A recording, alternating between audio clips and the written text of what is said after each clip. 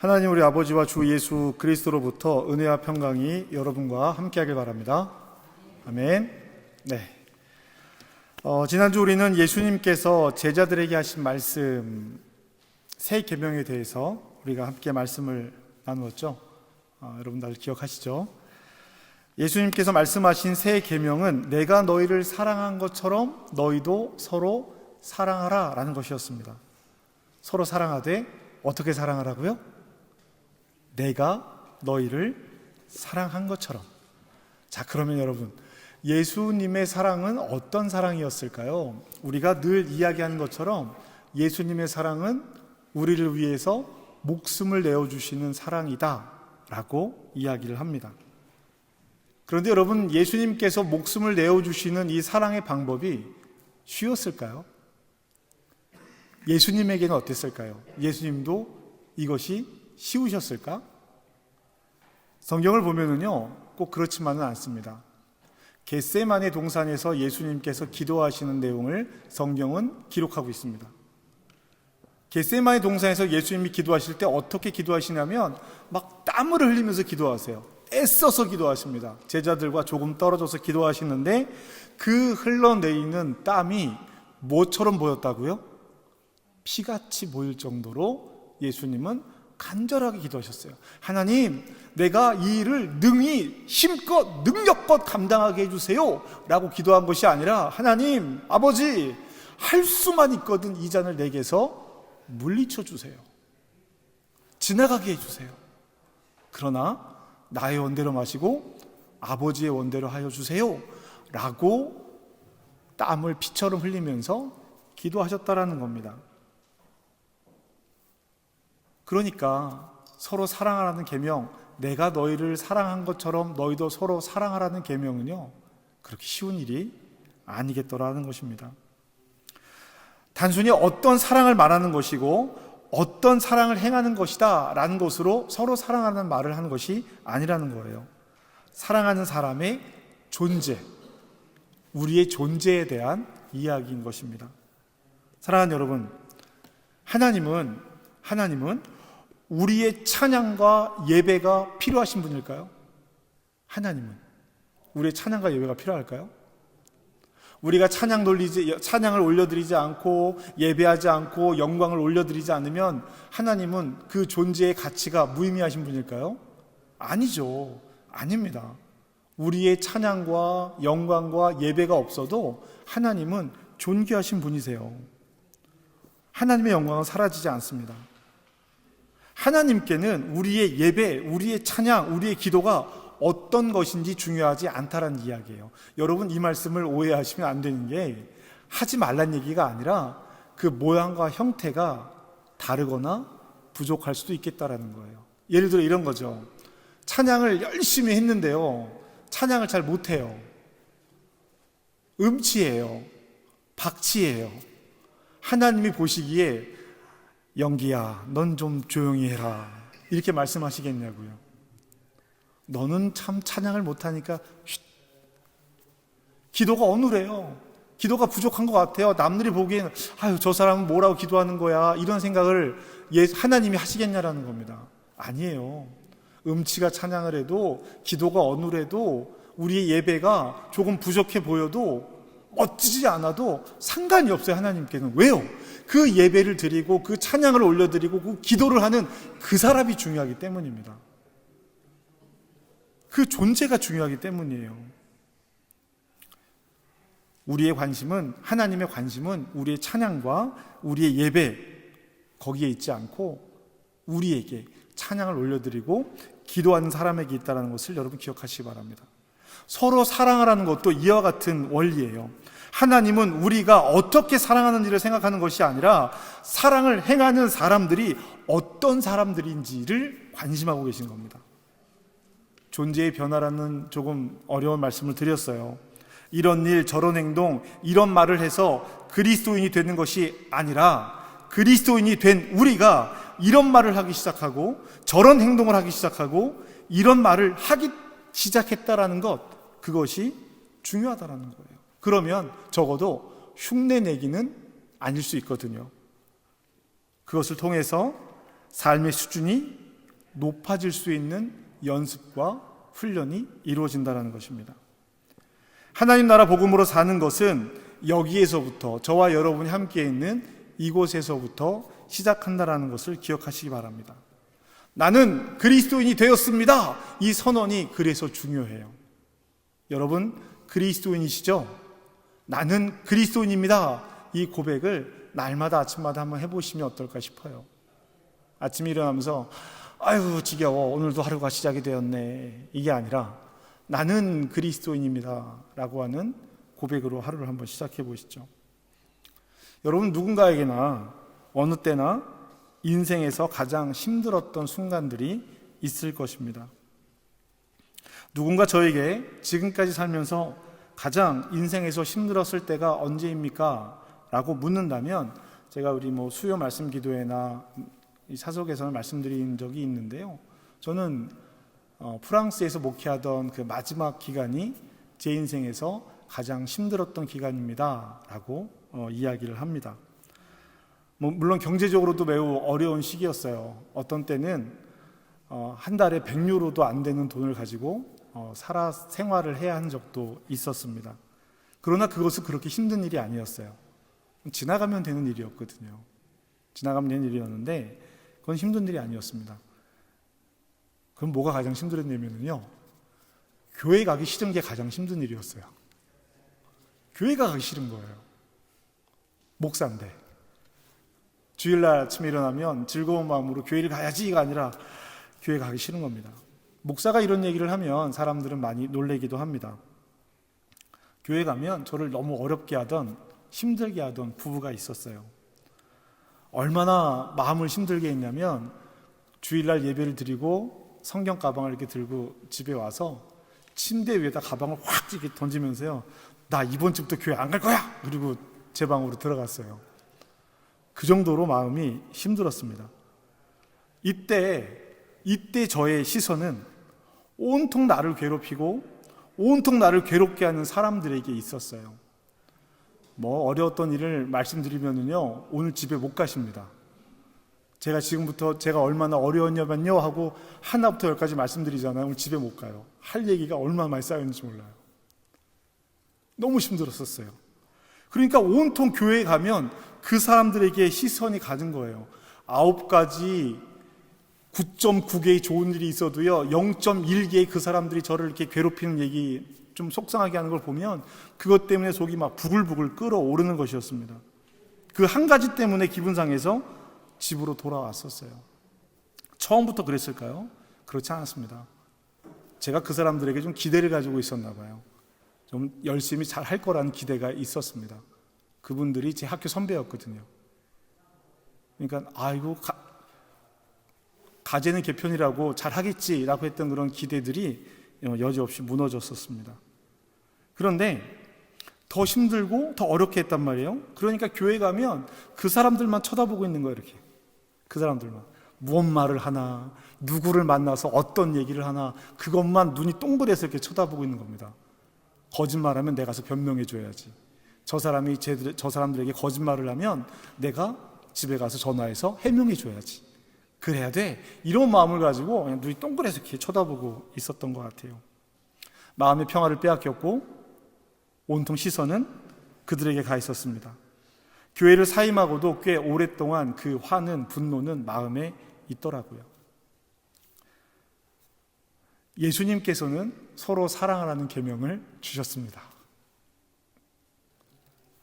행동과 말이 어긋날 때가 이렇게 있잖아요. 하나님 나라 복음으로 이 세상을 사는 것의 의미가 존재의 변화로부터 시작해야 한다라고 지난주에 말씀을 드렸는데, 그렇다면 우리의 실패는, 이렇게 낙심되고 무너지는 우리의 실패는, 우리의 연약함은 어떻게 해야겠느냐라는 것이죠. 지금 말씀드렸던 것처럼 저에게는 힘든 시간이기도 했지만 부끄럽고 연약한 시간이기도 합니다. 그때 왜 그랬을까? 숨기고 싶었던 순간들이에요. 우리는 완벽하고 온전한 존재로 완성된 자들이 아니라 그러한 존재가 되어 가기를 위해서 준비되어가는 과정을 살아가는 사람들이라는 것입니다. 정도의 차이가 있을 뿐 그 그 존재는 동일하다라는 거예요. 여러분, 잘 훈련된 숙달받은 군인과 이제 막 훈련병이 된 사람이 있어요. 두 사람 다 군인입니다. 군인이라고 불러요. 그런데 어떤 사람은 잘 훈련받아 있고 어떤 사람은 이제 막 훈련받고 있는 거예요. 하지만 군인이에요. 우리가 그리스도인의 개념을 이렇게 생각한다면 우리가 훈련하고 연습하고 신앙생활을 함께하는 과정들을 조금 더 이해할 수 있을 것입니다. 존재의 수준이 높아진다는 것의 의미예요. 지난주에도 말씀드렸듯이 예수님은 더 이상 제자들과 함께하지 않으실 것입니다. 우리가 13장에서 예수님의 마지막 설교가 시작이 된다고 말씀을 드렸잖아요.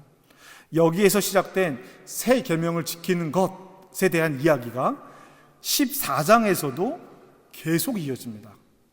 오늘 우리가 14장 25절 말씀부터 읽었는데요, 14장 앞쪽에 보면 계속 예수님께서 말씀하시면서 중간중간 계속 말씀하세요. 나를 사랑하는 사람은 내 계명을 지킬 거야. 나를 사랑하지 않는다면 내 계명을 지키지 않을 거야. 나를 사랑해서 내 계명을 지키는 사람은 내 아버지도 사랑하는 사람이야. 내 아버지를 사랑하면 그 사람은 또 내 계명을 지킬 거야. 계속 이 계명 지키는 것에 대해서 말씀을 하시더라는 거예요.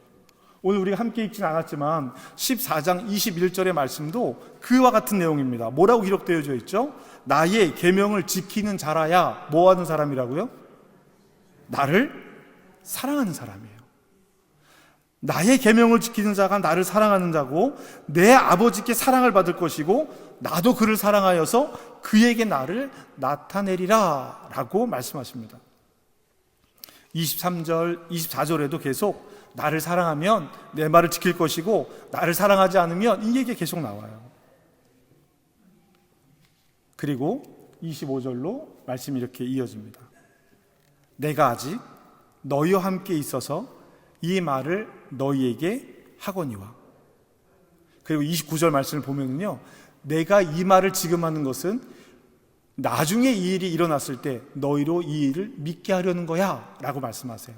그러니까 25절 말씀과 29절 말씀이 가운데 있는 말씀을 이렇게 묶고 있는 거예요. 내가 없을 거야. 나중에 내가 없을 때 너희는 이 말을 기억해야 돼 하면서 가운데 말로 묶는 겁니다. 그 가운데 말로 묶는 첫 번째 내용이 뭐냐면요, 26절에 있는 말씀입니다. 함께 읽겠습니다. 시작.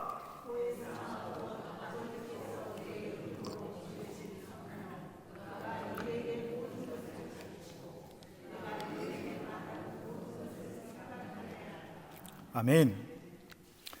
저기 보혜사라는 말이 나옵니다. 보혜사가 무슨 뜻일까요? 보혜사가 무슨 뜻일까? 여기선 지금 뭐라고 얘기하고 있죠? 독일어 성경은 뭐라고 얘기하고 있죠? 트레스터, 위로자라고 얘기하고 있습니다. 이거 루터 번역이라서 이렇게 위로자라고 얘기를 하고 있는데요, 다른 독일어 성경을 찾아보면 헬퍼라고 되어져 있습니다. 돕는 사람이라고 되어져 있죠. 성령을 돕는 사람과 돕는 자 혹은 위로자라고 이야기하고 있습니다. 그럼 보혜사라는 뜻은 무슨 뜻일까요? 이거예요. 보호할 보자에 은혜 해자에 보혜 스승사자입니다. 위로하시고 보호하시고 은혜를 베풀어 주시고 내가 너에게 말한 모든 것을 생각나도록 가르쳐 주시는 분. 그러니까 독일어 성경, 영어 성경에 어떤 것에는 뭐 이렇게 헬퍼로, 어떤 것에는 위로자로, 어떤 성경에는 카운슬러, 이렇게 조력자로, 조언자로 번역이 되어져 있지만 한국말 성경은 보혜사로 하나로 다 모른 거예요. 보혜사. 보호하시고 은혜를 베푸시고 가르쳐 주시는 분이라고 번역을 한 겁니다. 그러면 왜 성령을 곁으로 보냄을 받은 사람이라고 말하고 보호하는 사람이라고 말을 하는 것일까? 이것은 성령의 역할에 따른 명칭인 것입니다.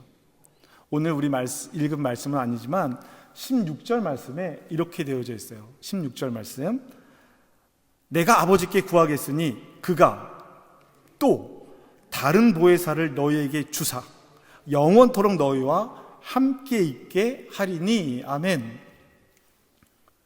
내가 아버지께 구하겠으니 그는 누구예요? 하나님입니다. 하나님께서 또 다른 보혜사를 보내주신다라는 거예요. 여러분, 또 다른 보혜사라는 말의 의미가 뭘까요? 보혜사가 하나 더 있겠다 싶은 거 아닐까요? 그렇지 않겠습니까? 여기 요게 있어요. 내가 또 다른 걸 너한테 줄게 할 때 요건 있는 거잖아요. 또 다른 보혜사를 보내시겠대요. 그러면 보혜사가 어디 있겠냐라는 겁니다. 우리 아까 21절 말씀 함께 읽었죠? 21절 같이 한번 보면 이렇게 되어 있어요. 나의 계명을 지키는 자, 저 앞에 거 다 띄고요. 나도 그를 사랑하여 뭐라고 되어 있죠? 그에게 나를 나타내리라. 그에게 나를 나타내시겠대요. 지금 예수님 어디 가시겠다고 말씀하셨죠? 하나님 아버지 곁으로 가시겠다고 하셨잖아요. 그런데 그에게 나를 나타내겠대요. 그러면 또 다른 보혜사가 예수님을 얘기하는 거예요. 예수님께서 또 다른 보혜사 성령을 너희들에게 보내주겠다라고 이야기하는 것입니다. 요한복음은 예수님을 우리 곁에서 도우시는 다른 보혜사라고 이야기하고 있는 것입니다. 성령은 다른 존재, 특별한 존재가 아니라 예수님이신 것이에요. 예수님께서 우리 곁에서 우리를 새 계명으로 사는 우리를 도우시겠다라는 약속인 것입니다. 예수님께서 새로운 존재, 주님의 제자가 된 이들이 주님의 뜻을 따라 살도록 알려주시고 가르쳐주시고 도와주시고 또 위로해 주시겠다라고 말씀하시는 것입니다.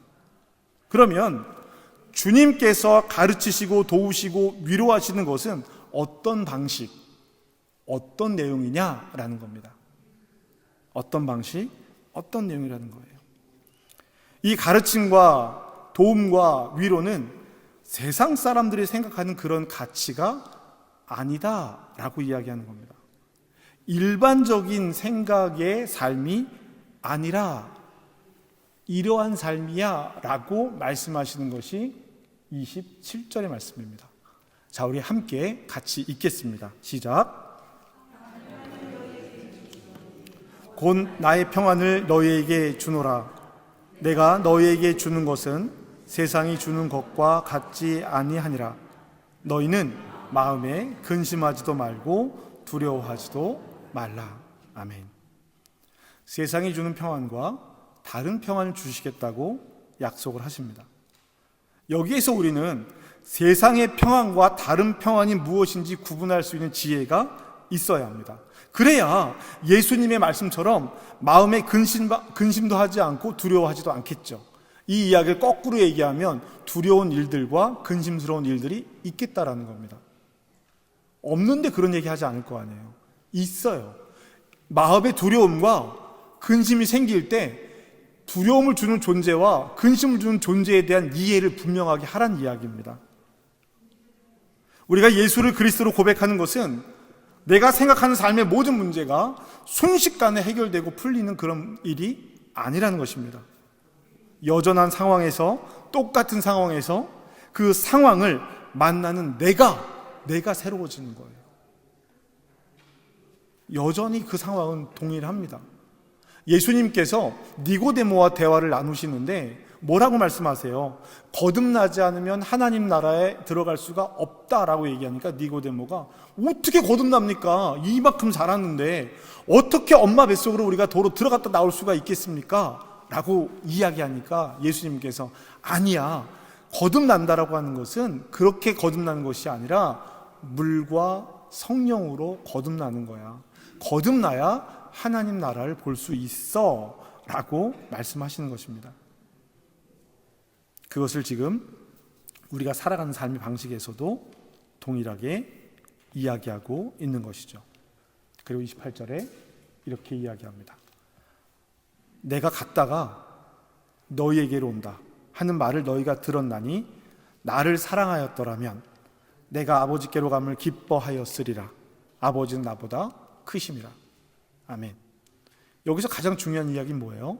내가 갔다가 오겠다는 이야기예요. 내가 크신 아버지에게 갔다 오겠다는 뜻입니다. 예수님은 반드시 우리에게 돌아오십니다. 그것이 하나님의 말씀이고 약속이에요. 성부 하나님, 성자 예수님, 그리고 성령님은 모두 다양한 모습으로 그때를 위해서 일하고 계신 거예요. 그때가 어느 때예요? 예수님이 다시 오시는 때입니다. 예수님이 다시 오시는 때가 어떤 때예요? 심판의 때라 말하는 것입니다.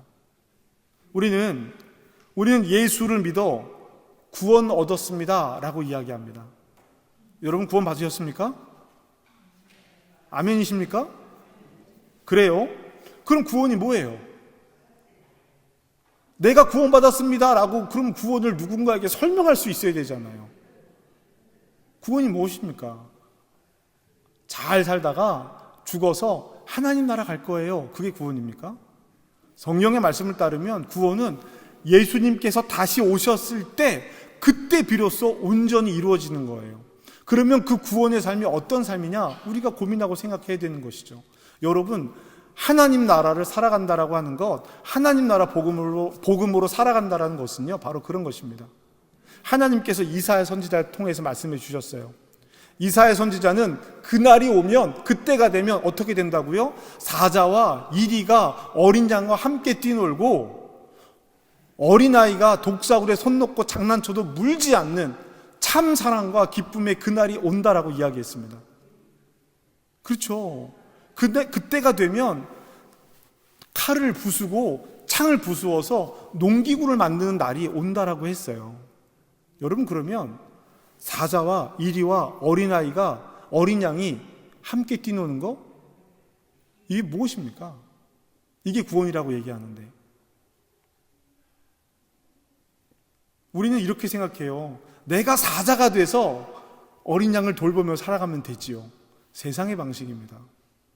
하나님 나라가 이야기하는 구원은 사자는 사자의 모양대로, 이리는 이리의 모양대로, 어린 양은 어린 양의 모양대로, 어린이는 어린이대로, 독사는 독사대로 그 모습과 그 존재 그대로 서로를 인정하며 살아가는 세상이 하나님 나라라는 거예요. 다툼이 없죠. 질투가 없죠. 뺏고 빼앗기는 게 없죠. 그 존재 그대로 인정받고 사는 것이니까. 여러분, 이것이 구원입니다. 모든 것이 하나님께로 돌아가는 것이 그 결말이 결정되어져 있다면 이 세상이 주는 평안과 예수께서 주시는 평안을 구분할 이유가 무엇이겠습니까? 그것은요, 지금 우리가 이곳에서 살아야 하는 현재 삶에 대한 구체적인 안내가 되는 것입니다. 돌아갈 때가 되어 있지만 그때까지 어떻게 살아야 되느냐라는 거예요. 이 세상에서 살아가는 동안 우리는 어떤 삶을 살아가야 할까? 예수님께서 내가 없는 동안 나를 대신해서 너희를 도울 또 다른 보혜사를 보내신 이유가 무엇일까? 예수님께서 하늘에 계신 아버지께 돌아가는 것을 우리가 기뻐해야 하는 이유는 무엇일까? 예수님께서 새 계명을 우리에게 주신 이유는 무엇일까? 고민해야죠. 그 답을 찾아가야 합니다. 그것은 가장 기본적으로 그거예요. 여기에서, 지금 이곳에서 너희가 살아있는 동안 그렇게 살아야 한다는 것입니다. 직장에서, 학교에서, 가정에서 내가 어떤 삶을 살아야 하는지 판단하고 결정 내리는 순간 곁에서 예수님께서 말씀하시고 가르치신 모든 것을 생각해야 하는데, 그것을 돕는 것이 보혜사 성령이신 거예요. 여러분, 그럼 우리 기도가 어떻게 돼야 됩니까? 하나님, 이 문제 다 해결해 주세요. 하나님, 빨리 해결해 주세요. 이렇게 기도하는 것이 아니라, 하나님, 성령님, 이 문제를 어떻게 보고 계신 거예요? 이 문제를 통해서 나에게 가르치시고 나에게 말씀하시고 나를 도우시려고 하시는 그 일이 무엇인가요? 나에게 말씀해 주세요. 도우시고 가르치시고 위로하시는 분이 나에게 알려주세요 라고 기도해야 되는 거죠. 사도 바울은 그것을 뭐라고 얘기했냐면, 말할 수 없는 탄식으로 우리를 위해서 기도하신다라고 성령님을 이야기한 것입니다. 그러면 여러분, 어차피 하나님 나라에 갈 건데 세상에서 열심히 살아야 하는 이유가 무엇이겠습니까? 이렇게 질문할 수도 있습니다. 하나님이 주는 평안과 세상이 주는 평안이 다른데 우리가 이 세상에서 무언가를 얻으려고 노력하는 것은 잘못된 일일까요? 여러분, 우리가 이 땅에서 애쓰며 수고하면서 열매를 맺는 일이 잘못된 일일까요? 이렇게 질문할 수도 있습니다. 여러분, 이럴 때 우리는 다니엘에게서 배워야 합니다. 다니엘의 이야기는 그저 단순히 몇 가지 환상과 예언을 해석해내는 이야기가 아니에요. 사자굴에 들어가고 풀무불에 던져지는 이야기가 아닙니다. 다니엘의 이야기는 이 세상에서 살아가야 하는 그리스도인의 삶을 구체적으로 알려주고 있습니다. 여러분, 다니엘이 살아가는 삶의 터전이 어디입니까? 바벨론이에요. 원래 있어야 되는 곳은 어디예요? 예루살렘이에요. 예루살렘으로 70년이 있다가 돌아갈 거예요. 이것이 정해져 있어요. 예레미야 선지자를 통해서 하나님께서 약속하신 거예요. 70년이야. 70년 동안 거기서 결혼하고 아이 낳고 땅을 일구고 집을 지으면서 살아야 돼. 70년이야. 정해져 있던 것입니다. 바벨론이에요. 그곳에서 다니엘과 친구들은요, 뭘 했어요? 언어를 배우고요, 점성술을 배웠습니다. 그렇게 배운 언어와 점성술로 높은 자리에 올랐어요. 잘못된 것이 아닙니다. 다니엘과 세 친구는요, 이름도 바꿨어요. 이름도. 다니엘이란 이름의 뜻은요, 하나님이 나를 판단하신다라는 뜻이에요. 다니엘이라는 히브리어가 가리키는 말이 하나님이 나를 판단하신다. 이것만 봐도 다니엘서가 무엇을 이야기하는지 알 수 있잖아요. 벨드사살은 벨 신에게 영광을 돌린다는 그런 뜻입니다. 이름만 봐도 벌써 이 내용이 뭘 얘기하는지 알 수 있겠다 싶은 거예요. 다니엘은 포로가 된 지 70년이 지나면 예루살렘으로 돌아갈 것을 믿었습니다. 그러나 그곳에서 말씀하신 대로 최선을 다해서 살았어요. 어차피 돌아갈 것, 그곳에서 그렇게 열심히 살아야 할 이유가 무엇입니까? 하나님께서 그렇게 명령하셨거든요. 저는 이것이 세상을 사는 우리에게 주시는 하나님의 교훈이라고 생각을 합니다. 다니엘이 바벨론에서 그렇게 살 수 있었던 것은 다니엘 1장 8절에 나오는 뜻을 정하여 라고 하는 그 한 문장 때문이에요. 그곳의 사람들이 벨드사살이라고 불러도 나는 다니엘이야. 하나님이 나를 판단하실 거야. 뜻을 세우고 음식을 거부하고 문화를 거부하고 학문도 배우고 지위도 갖고 다 하지만 내가 나를 지키기 위해서 한 가지를 하지 않겠어. 음식을 먹지 않겠어. 그 뜻을 정한 것이 다니엘이 그 안에서 살 수 있었던 일입니다. 풀무불에 던져지고 사자굴에 던져져도 그 뜻을 꺾지 않아야 하지만 그 나라 말을 배우고 점성술도 배우고 학문도 배우고 필요하면 이름을 바꿔도 돼. 문제되지 않아. 너만 잘하면 돼. 네가 지키고 살면 돼. 우리 사랑하는 청년들이 이 말씀을 잘 기억했으면 좋겠어요. 우리는 세상이 주는 것을 위해서 열심히 노력해야 합니다. 성실하게 주어진 삶을 살아가는 것은 그리스도인의 사명입니다. 그러나 그 삶에서 평안을 구하는 것이 아니라는 거예요. 성실하게 사는 것은 삶에 대한 태도이지 결과가 아닙니다. 세상에서 얻는 것은 우리가 살아가면서 필요한 도구 정도에 불과한 거예요. 다니엘은 바벨론에서 열심히 살았지만 평생 하나님께 예루살렘으로 돌아가는 기도를 드렸습니다. 목숨을 잃을 위협에서도 기도를 포기하지 않았어요. 우리가 세상에서 열심히 살아가야 하지만 우리가 돌아가야 할 곳은 하나님 나라입니다. 그리고 그것을 삶에서 도우시는 분이 보혜사 성령이십니다. 다니엘은 예루살렘으로 돌아갈 것이라는 하나님의 약속을 믿고 70년을 기도했어요. 기도금지 명령이 내려졌을 때도 기도했습니다. 그 명령을 듣고도 자기 방으로 돌아가서 예루살렘을 향해서 기도했어요. 이 예루살렘을 향해서 기도하는 것은 열왕기를 읽어보면 그 내용이 나오는데요. 오늘은 긴 설명이니까 그렇게만 말씀드리겠습니다. 그런데 그렇게 애써서 기도한 다니엘이 그 결과는 알고 있잖아요. 바벨론을 떠나서 예루살렘으로 돌아갈 거야. 70년이 다 됐어. 하나님 감사합니다. 라고 기도하고 있는데 다니엘에게 하나님께서 환상을 보여주십니다. 네 후손들은 쫄딱 망할 거야. 다 망할 거야. 70년? 아니야. 4개의 제국이 지나갈 동안 너희들은 망할 거야. 다른 나라들의 침략을 받고 또 포로가 될 거야. 이걸 환상으로 보여주시는 거예요. 다니엘이 어땠을까요?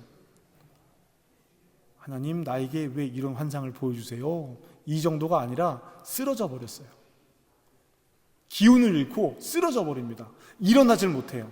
천사가 와서 일으켜 세울 때까지 낙심이 돼서 쓰러져 버립니다. 그런데 하나님께서 그 다니엘에게 뭐라고 말씀하시냐면, 일어나서 내가 너에게 말한 이 모든 것을 기록해라. 그래서 다니엘이 기록해 놓은 것이 다니엘 1장부터 나오는 이야기들인 거예요. 사랑하는 여러분, 다니엘은 고통 속에서도 아픔 속에서도 후손들이 이 글을 읽을 수 있도록 또 글을 쓴 것입니다.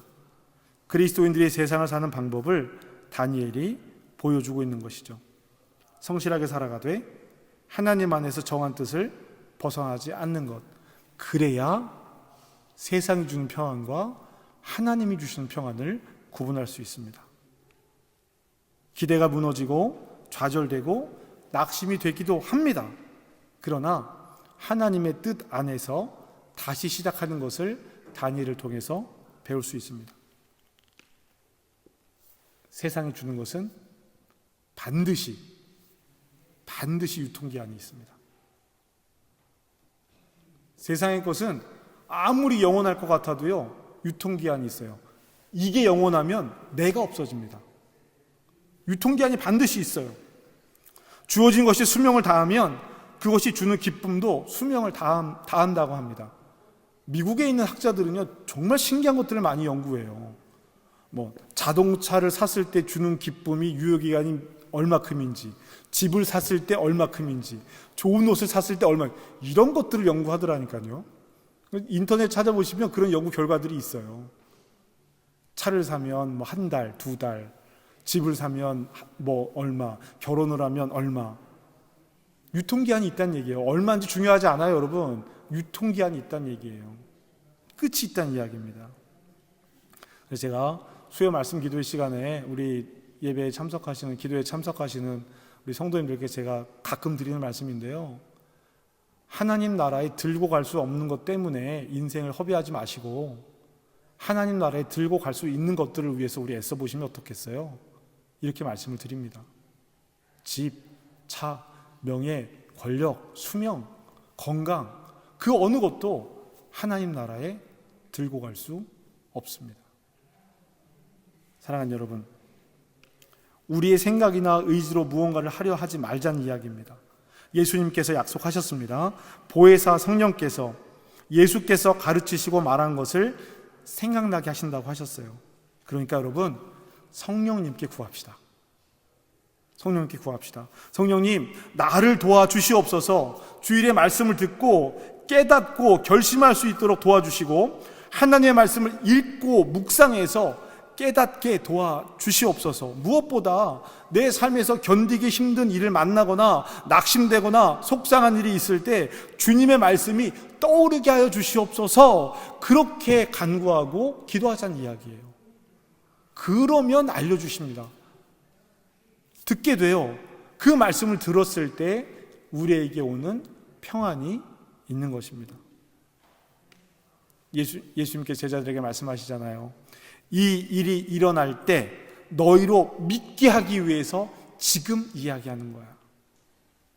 예수님의 이 말씀이 오늘 저와 여러분에게 동일하게 들려지고 고백되어지길 주님의 이름으로 축복합니다. 오늘 우리가 이 말씀을 읽고 이 말씀을 따라 성령님께 간구하고 기도하는 것은 그 일이 일어났을 때 우리로 그 일을 믿음으로 고백할 수 있게 하기 위해서 하나님께서 오늘 우리에게 하시는 일입니다.